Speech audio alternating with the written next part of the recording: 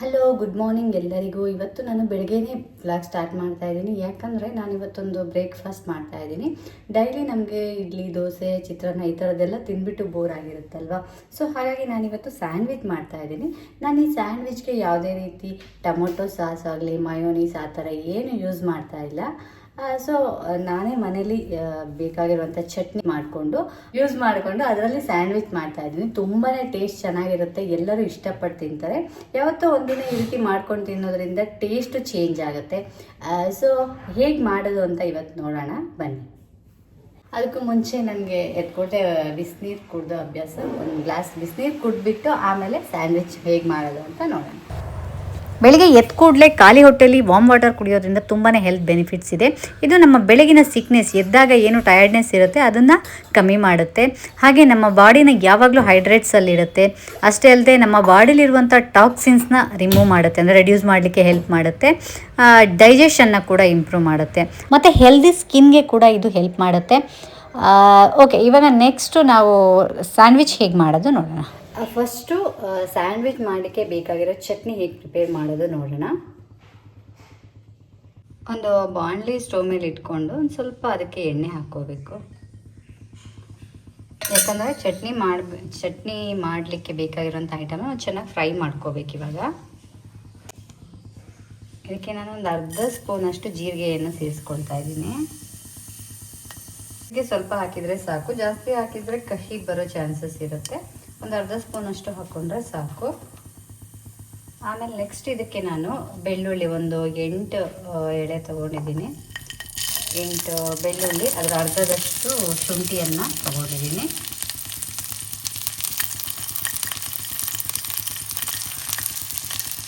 ಒಂದು 1/4 ಭಾಗದಷ್ಟು ಈರುಳ್ಳಿ. ಇದನ್ನು ಫ್ರೈ ಮಾಡ್ಕೊಳ್ತಾ ಇರಬೇಕು. ಲೋ ಫ್ಲೇಮ್ ಇಟ್ಕೊಂಡು ಫ್ರೈ ಮಾಡಿಕೊಂಡ್ರೆ ಸಾಕು. ಖಾರಕ್ಕೆ ಒಂದೇ ಒಂದು ಹಸಿಮೆಣಸಿನ್ಕಾಯಿನ ಆ್ಯಡ್ ಮಾಡ್ಕೊಳ್ತಾ ಇದ್ದೀನಿ. ನಾನು ಸ್ವಲ್ಪನೇ ಮಾಡ್ತಾ ಇರೋದ್ರಿಂದ ಒಂದೇ ಒಂದು ಹಸಿಮೆಣಸಿನ್ಕಾಯಿ ಹಾಕ್ಕೊಳ್ಳಿ. ನೀವು ಖಾರ ಬೇಕು ಅನ್ನೋರು ಹಾಕ್ಕೋಬೋದು. ಇದು ಹೆಚ್ಚು ಖಾರ ಇದ್ದರೂ ತಿನ್ಲಿಕ್ಕೆ ಚೆನ್ನಾಗಿರಲ್ಲ. ಸೊ ಮೀಡಿಯಮ್ ಖಾರ ಇದ್ದರೆ ಚೆನ್ನಾಗಿರುತ್ತೆ. ಸೊ ಹಾಗಾಗಿ ನಾನು ಒಂದೇ ಒಂದು ಹಸಿಮೆಣಸಿನ್ಕಾಯಿ, ಆಮೇಲೆ ಮೆಣಸಿನ್ಕಾಯಿ ತುಂಬ ಖಾರ ಇಲ್ಲ, ಮೀಡಿಯಮ್ ಖಾರ ಇರೋ ಹಸಿಮೆಣಸಿನ್ಕಾಯಿನ ಆ್ಯಡ್ ಮಾಡ್ಕೊಂಡಿದ್ದೀನಿ. ಆಮೇಲೆ ಒಂದು 3/4 ಟೊಮೊಟೊ ತೊಗೊಂಡಿದ್ದೀನಿ. ಅದೇ ಹೇಳಿದ್ಮೇಲೆ ನೀವು ಜಾಸ್ತಿ ಜನ ಇದ್ದರೆ ಸ್ವಲ್ಪ ಜಾಸ್ತಿ ಮಾಡ್ಕೋಬೋದು, ಮಾಡ್ಕೊಂಡು ಫ್ರಿಜ್ಜಲ್ಲಿ ಕೂಡ ಇಟ್ಕೋಬೋದು. ನಾನು ಇವತ್ತಿಗೆ ಎಷ್ಟು ಬೇಕೋ ಅಷ್ಟೇ ಮಾಡ್ಕೊಂಡಿದ್ದೀನಿ. ಇದನ್ನು ಚೆನ್ನಾಗಿ ಫ್ರೈ ಮಾಡ್ಕೋಬೇಕು. ಇದಕ್ಕೆ ನಾನು ಮತ್ತೆ ಒಂದು ಅರ್ಧ ಸ್ಪೂನಷ್ಟು ಸೋಂಪನ್ನು ಆ್ಯಡ್ ಮಾಡ್ಕೊಳ್ತಾ ಇದ್ದೀನಿ. ಆ್ಯಡ್ ಮಾಡಿಕೊಂಡು ಚೆನ್ನಾಗಿ ಫ್ರೈ ಮಾಡ್ಕೊಳ್ಳೋಣ.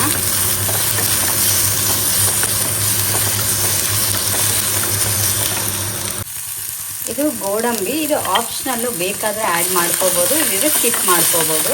ಸ್ವಲ್ಪ ಟೇಸ್ಟ್ ಜಾಸ್ತಿ ಕೊಡುತ್ತೆ ಇದನ್ನ ಆ್ಯಡ್ ಮಾಡ್ಕೊಳ್ಳೋದ್ರಿಂದ. ಹಾಗಾಗಿ ನಾನೊಂದು 2 ಇಡೀ ಗೋಡಂಬಿಯನ್ನು ಕೂಡ ಸೇರಿಸ್ಕೊಂಡಿದ್ದೀನಿ. ಇದಕ್ಕೆ ಒಂದಿಷ್ಟು ಉಪ್ಪನ್ನು ಕೂಡ ಆ್ಯಡ್ ಮಾಡ್ಕೊಳ್ಳಿ. ಇದಕ್ಕೆ ಒಂದು ಅರ್ಧ ಸ್ಪೂನು ಇಲ್ಲ 1/4 ಸ್ಪೂನಷ್ಟು ಖಾರದ ಪುಡಿಯನ್ನು ಆ್ಯಡ್ ಮಾಡ್ಕೊಳ್ತಾ ಇದ್ದೀನಿ. ಇದು ಒಳ್ಳೆ ಟೇಸ್ಟ್ ಕೊಡುತ್ತೆ, ಅದಕ್ಕೆ ಹಾಕ್ಕೊಳ್ತಾ ಇದ್ದೀನಿ. ಅದು ಕೊನೆಗೆ ಫ್ರೈ ಎಲ್ಲ ಆದಮೇಲೆ ಲಾಸ್ಟಿಗೆ ನೀವು ಆ್ಯಡ್ ಮಾಡಿಕೊಂಡ್ರೆ ಒಳ್ಳೆಯದು.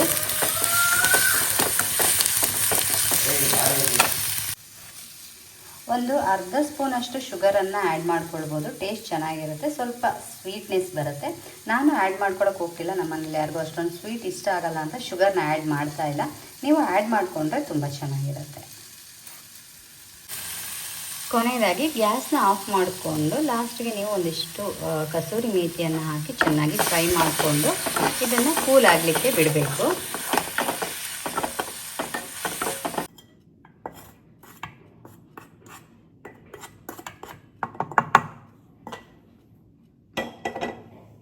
ಈಗ ತಣ್ಣಗಾಗಿದೆ, ನಾನೊಂದು ಮಿಕ್ಸಿ ಜಾರಿಗೆ ಹಾಕ್ಕೊಂಡು ಇದನ್ನ ನೈಸಾಗಿ ರುಬ್ಕೊಳ್ತೀನಿ.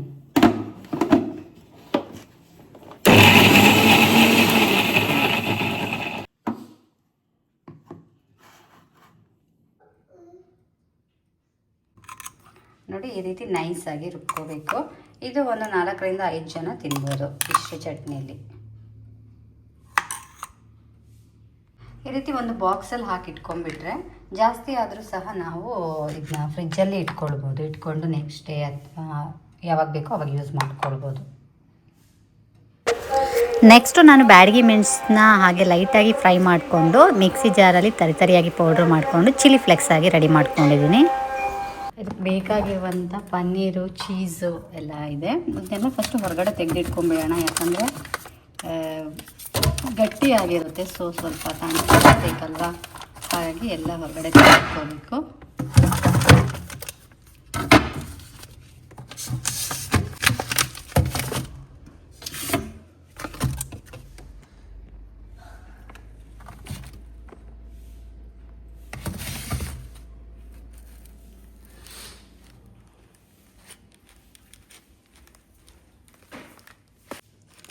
ನಾನಿಲ್ಲಿ ನಂದಿನಿ ಪನ್ನೀರ್ ಮತ್ತು ಬಟರ್ ಮತ್ತು ಇದು ನಂದಿನಿ ಚೀಸ್ ಇದನ್ನು ಯೂಸ್ ಮಾಡ್ಕೊಳ್ತಾ ಇದ್ದೀನಿ. ಹೊರಗಡೆ ಇಟ್ಕೊಂಡ್ಬಿಟ್ರೆ ಗಟ್ಟಿಯಾಗಿರುತ್ತಲ್ವ, ಅದು ಮೆತ್ತಗಾಗುತ್ತೆ, ಕಟ್ ಮಾಡಲಿಕ್ಕೆಲ್ಲ ಈಸಿ ಇರುತ್ತೆ.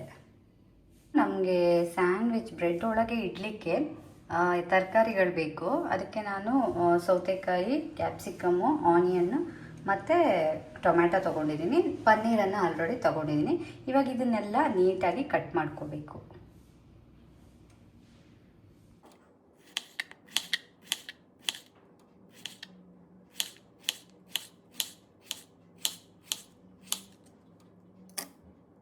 ನಾನು ಸದ್ಯಕ್ಕೆ ಎಷ್ಟು ಬೇಕೋ ಅಷ್ಟು ಕಟ್ ಮಾಡಿ ಇಟ್ಕೊಂಡಿದ್ದೀನಿ. ಸೌತೆಕಾಯಿ, ಈರುಳ್ಳಿ ಮತ್ತು ಕ್ಯಾಪ್ಸಿಕಮ್ ಈ ರೀತಿ ಉದ್ದುದ್ದಕ್ಕೆ ಕಟ್ ಮಾಡಿ ಇಟ್ಕೊಂಡಿದ್ದೀನಿ. ಕ್ಯಾಪ್ಸಿಕಮ್ ನಿಮಗೆ ಕಲರ್ಫುಲ್ ಆಗಿರಲಿಕ್ಕೆ ರೆಡ್ ಮತ್ತು ಯೆಲ್ಲೋ ಪೆಪ್ಪರ್ ಕೂಡ ಸಿಗುತ್ತೆ, ಅದನ್ನು ಕೂಡ ಹಾಕಿದರೆ ಚೆನ್ನಾಗಿರುತ್ತೆ. ಸೊ ನಾನು ಜಸ್ಟ್ ಗ್ರೀನ್ ಅಷ್ಟೇ ತೊಗೊಂಡಿದ್ದೀನಿ.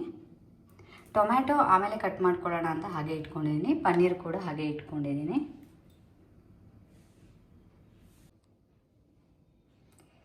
ಸ್ಯಾಂಡ್ವಿಚ್ ಬ್ರೆಡ್ಡೇ ಸಿಗುತ್ತೆ, ನೀವು ಅದನ್ನೇ ಯೂಸ್ ಮಾಡ್ಕೋಬೋದು, ಚೆನ್ನಾಗಿರುತ್ತೆ.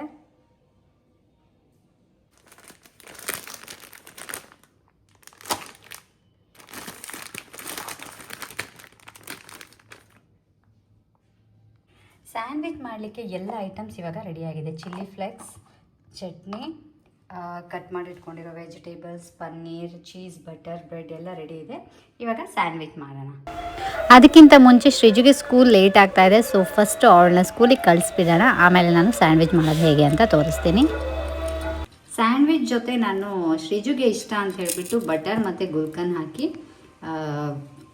ಇದು ಬ್ರೆಡ್ ಕೂಡ ಮಾಡಿಕೊಡ್ತಾ ಇದ್ದೀನಿ. ಮಕ್ಕಳಿಗೆ ಇದು ಇಷ್ಟ ಆಗುತ್ತೆ, ಸ್ವೀಟ್ ಅಲ್ವಾ, ಹಾಗಾಗಿ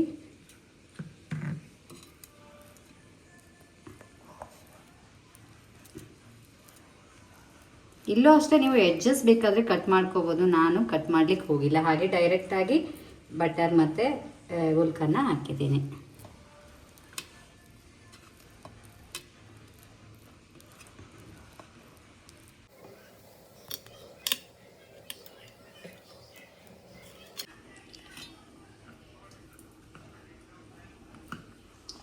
ನಾನು 2 ಬ್ರೆಡ್ಗೆ ಹಾಕ್ಕೊಂಡಿದ್ದೀನಿ. ಮಕ್ಕಳಿಗೆ ಒಂದೇ ಬ್ರೆಡ್ಡಿಗೆ ಹಾಕಿ ಅದ್ರ ಮೇಲೆ ಇನ್ನೊಂದು ಬ್ರೆಡ್ ಇಟ್ಟರೆ ಸಪ್ಪೆ ಸಪ್ಪೆ ಅನಿಸುತ್ತೆ, ಅದಕ್ಕೆ 2 ಬ್ರೆಡ್ಡಿಗೂ ಹಾಕ್ಕೊಳ್ತಾ ಇದ್ದೀನಿ. ಒಂದಕ್ಕೆ ಸ್ವಲ್ಪ ಜಾಸ್ತಿಯಾಗಿ ಹಾಕ್ಕೊಂಡಿದ್ದೀನಿ, ಇದಕ್ಕೆ ಸ್ವಲ್ಪ ಕಮ್ಮಿ ಹಾಕ್ಕೊಂಡಿದ್ದೀನಿ.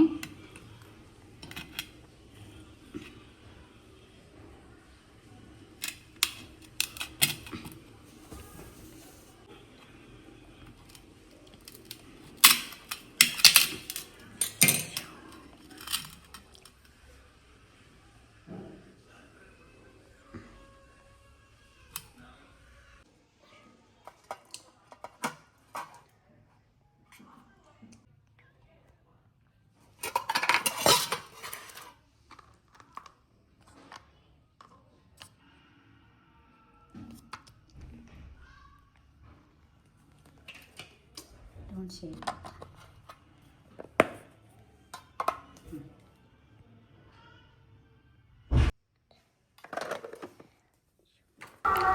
ಶ್ರೀಜು ಲಂಚ್ ಬಾಕ್ಸ್ ಇವಾಗ ರೆಡಿ ಆಗಿದೆ. ನೆಕ್ಸ್ಟ್ ಅವಳನ್ನ ಕಳಿಸ್ಬಿಟ್ಟು ನಾವು ಸ್ಯಾಂಡ್ವಿಚ್ ಪ್ರಿಪೇರ್ ಮಾಡ್ಕೋಬೋದು.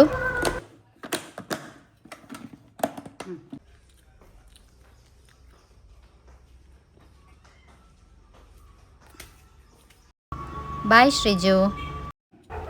ಈಗ ನಾವು ಸ್ಯಾಂಡ್ವಿಚ್ ಪ್ರಿಪೇರ್ ಮಾಡೋಣ. ಫಸ್ಟಿಗೆ ನಾನು ಬ್ರೆಡ್ ತೊಗೊಂಡು ಇಲ್ಲೂ ಅಷ್ಟೇ ಎಡ್ಜಸ್ಸನ್ನು ಕಟ್ ಮಾಡ್ಕೊಂಡಿಲ್ಲ, ಹಾಗೆ ಮಾಡ್ತಾಯಿದ್ದೀನಿ. ಚಟ್ನಿ ಮಾಡಿಟ್ಕೊಂಡಿರುವಂಥ ಚಟ್ನಿನ ನೀಟಾಗಿ ಬ್ರೆಡ್ ಮೇಲೆ ಸ್ಪ್ರೆಡ್ ಮಾಡ್ಕೊಳ್ತಾ ಇದ್ದೀನಿ. ಆಮೇಲೆ ಸ್ಲೈಸಾಗಿ ಕಟ್ ಮಾಡಿ ಇಟ್ಕೊಂಡಿದ್ದು ಕುಕ್ಕುಂಬರ್ ಎಲ್ಲ ಇಟ್ಕೊಳ್ತಾ ಇದ್ದೀನಿ. ನಿಮಗೆ ಎಷ್ಟು ಬೇಕೋ ಅಷ್ಟು ಇಟ್ಕೋಬೋದು, 4, 5 ಆ ಥರ. ನೆಕ್ಸ್ಟ್ ಪನ್ನೀರು, ಆನಿಯನ್ನು, ಏನೇನು ವೆಜಿಟೇಬಲ್ಸ್ ನಾನು ನಿಮಗೆ ಆವಾಗಲೇ ತೋರಿಸಿದೆ ಅದನ್ನೆಲ್ಲನೂ ಇಟ್ಕೊಳ್ತಾ ಇದ್ದೀನಿ.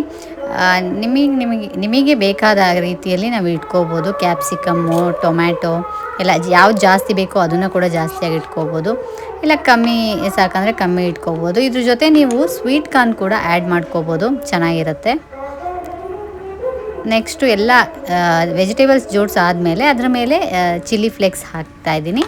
ಕೊನೆಯದಾಗಿ ಅದ್ರ ಮೇಲೆ ಚೀಸನ್ನು, ನಾನು ಚೀಸ್ ಸ್ಲೈಸನ್ನು ತೋರಿಸಿದ್ನಲ್ವ, ಆ ಸ್ಲೈಸ್ನ ಕಟ್ ಮಾಡಿ 3 ಪೀಸಾಗಿ ಇಡ್ತಾಯಿದ್ದೀನಿ. ಇಡೀ ಸ್ಲೈಸ್ನ ಕೂಡ ಇಟ್ಕೋಬೋದು, ಬಟ್ ಅದು ಸ್ವಲ್ಪ ಜಾಸ್ತಿ ಅನಿಸುತ್ತೆ. ಸೊ ಹಾಗಾಗಿ ನಾನು ಇದನ್ನ 3 ಪೀಸಾಗಿ ಕಟ್ ಮಾಡಿ ಇಟ್ಕೊಳ್ತಾ ಇದ್ದೀನಿ.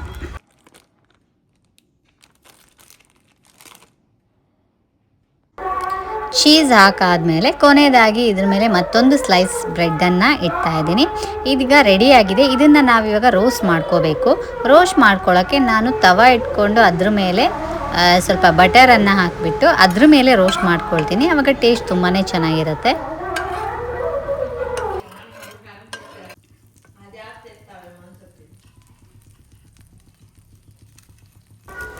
ಬಟರ್ ಚೆನ್ನಾಗಿ ಮೆಲ್ಟ್ ಆದಮೇಲೆ ನಾವು ರೆಡಿ ಮಾಡ್ಕೊಂಡಿರೋ ಬ್ರೆಡ್ನ ತವ ಮೇಲೆ ಹಾಕಿ ರೋಸ್ಟ್ ಮಾಡ್ಕೋಬೇಕು. ಸ್ವಲ್ಪ ಚೆನ್ನಾಗಿ ಪ್ರೆಸ್ ಮಾಡಿದರೆ ಹಾಕಿರೋ ಚೀಸ್ ಮೆಲ್ಟಾಗಿ ನೀಟಾಗಿ ಸ್ಪ್ರೆಡ್ ಆಗುತ್ತೆ, ತಿನ್ನಲಿಕ್ಕೂ ಚೆನ್ನಾಗಿರುತ್ತೆ. ಈಗ ಟೇಸ್ಟಿಯಾಗಿರುವಂತಹ ಸ್ಯಾಂಡ್ವಿಚ್ ರೆಡಿಯಾಗಿದೆ. ಸೊ ಇದನ್ನು ನಾವು ಪ್ಲೇಟ್ ಮೇಲೆ ಹಾಕ್ಕೊಂಡು ಟ್ರಯಾಂಗಲ್ ಶೇಪಲ್ಲಿ ಕಟ್ ಮಾಡಿಕೊಂಡು ಸರ್ವ್ ಮಾಡಿದರೆ ತಿನ್ನಲಿಕ್ಕೆ ತುಂಬಾ ಚೆನ್ನಾಗಿರುತ್ತೆ, ಕ್ರಿಸ್ಪಿಯಾಗಿ ತುಂಬಾ ಚೆನ್ನಾಗಿರುತ್ತೆ. ಇವತ್ತು ಹೊರಗೋಗಿ ಸ್ವಲ್ಪ ಕೆಲಸ ಇದ್ದಿದ್ದರಿಂದ ನಾನು ಸ್ಯಾಂಡ್ವಿಚ್ ಮಾಡ್ತಾ ಹಾಗೆ ರೆಡಿನೂ ಆಗಿಬಿಟ್ಟೆ. ರೆಡಿ ಆಗಿಬಿಟ್ಟು ಫೈನಲ್ ಆಗಿ ಸ್ಯಾಂಡ್ವಿಚ್ ತಿನ್ನೋಣ ಅಂತ ಫಸ್ಟ್ ಇವಾಗ ರೆಡಿ ಆಗ್ತಾ ಇದ್ದೀನಿ.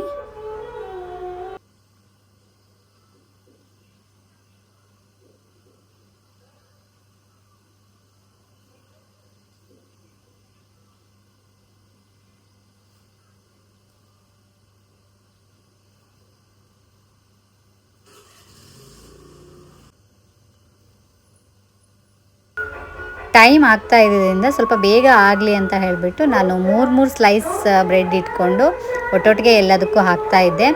ಸೊ ಈ ರೀತಿ ಮಾಡೋದ್ರಿಂದ ಫಾಸ್ಟಾಗಿ ಆಗುತ್ತೆ. ಈಗ ಕೆಲವೊಂದು ಸಲ ತುಂಬ ಜನ ಇದ್ದಾಗ ಒಂದೊಂದೇ ಮಾಡ್ತಾಯಿದ್ರೆ ಲೇಟ್ ಆಗುತ್ತೆ. ಸೊ ಆ ಥರ ಟೈಮಲ್ಲಿ ನೀವು 4-5 ಬ್ರೆಡ್ನ ಇಟ್ಕೊಂಡು ಒಟ್ಟೊಟ್ಟಿಗೆ ಎಲ್ಲ ಜೋಡಿಸ್ಕೊಂಡು ಇದು ರೋಸ್ಟ್ ಮಾಡ್ಕೋಬೋದು. ದೊಡ್ಡ ತವ ಇದ್ದರೆ 3-4 ಹಾಕ್ಕೋಬೋದು. ಬಟ್ ನಮ್ಮದು ಸ್ವಲ್ಪ ಚಿಕ್ಕ ತವ ಅದನ್ನು ನಾನು ಒಂದು ಸಲಕ್ಕೆ 2 ಸ್ಯಾಂಡ್ವಿಚ್ನ ರೋಸ್ಟ್ ಮಾಡಿಕೊಂಡೆ.